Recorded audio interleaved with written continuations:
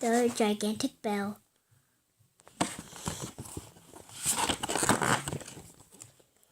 Long, long ago, in an old city in China, there lived a wise man named Luban. He was known far and wide from the magnificent houses and bridges that he built. He was a master craftsman. All through, he was famous. Luban never believed that he was too important or too busy to listen to other people, and he always shared his own ideas with them. Long after he died, a Chinese craftsman remembered the great work of Luban. They wanted to be as wise as he had been. This is a story about some craftsmen who made the gigantic bell.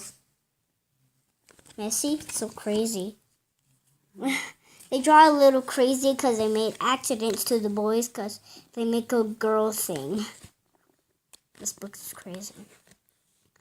The story of the gigantic bell. Some craftsmen were asked to make a gigantic bell for a beautiful temple outside the city walls.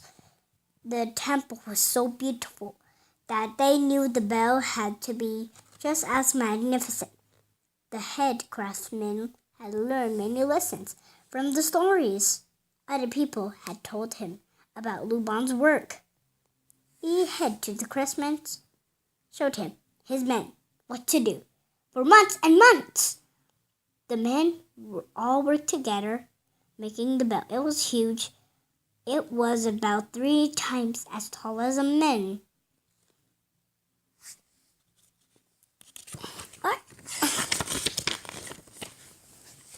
When at last the gigantic bell was finished, the craftsmen stood back to admire their work.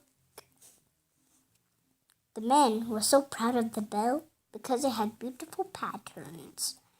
But the men had forgotten that you have to move the huge bell from the place where it was made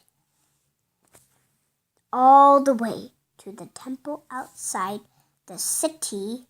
They wondered how they were to get there. Horses and oxen were not strong enough to pull it. Even through the road, it was very flat all the way.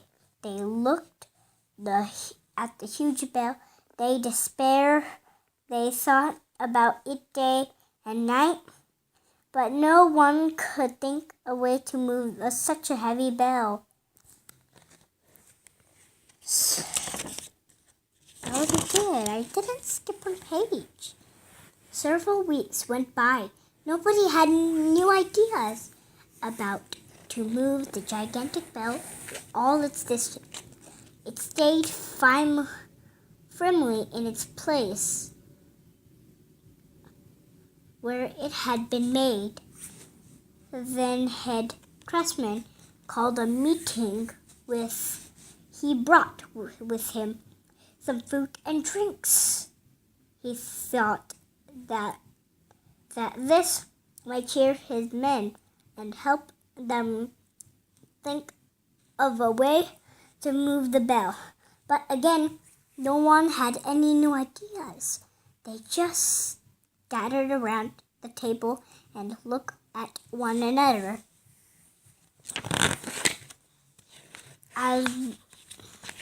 As one of the men filled a cup for someone else, he spilled some of the drink on the table. It ran over the rim of the cup and down the side. A man at the end of this table stretched out his arm. "Don't worry about lifting the cup," he said. "If you slide it carefully along to me, no more will spill out."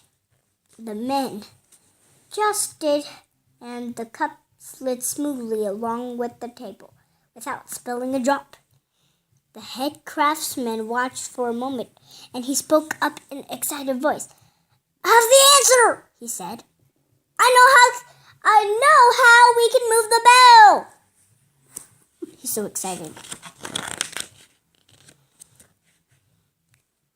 All the men leaned forward to listen. The head craftsman stood up. "Watch!" he said. "Pretend this is the cup, the huge bell. We want to move it from here to there." He slid his cup smoothly along the wet and slippery table. "Of course," one of the other men. "That is the answer.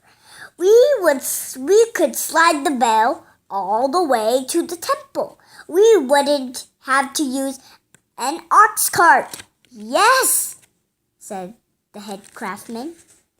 "In winter, it is so cold that what freezes into ice. Ice would make the ground very slippery." At once the men set to work to dig a shallow channel from the bell due to city and out toward temple. This took them many months. Winter is approaching. Just then, as they finished, the men filled the channel with the water in no time at all. The water frozen solid. The men slid the gigantic bell across the slippery surface of the ice all the way to the temple. From that day on, people believed that head craftsman was very wise, just as Luban had been.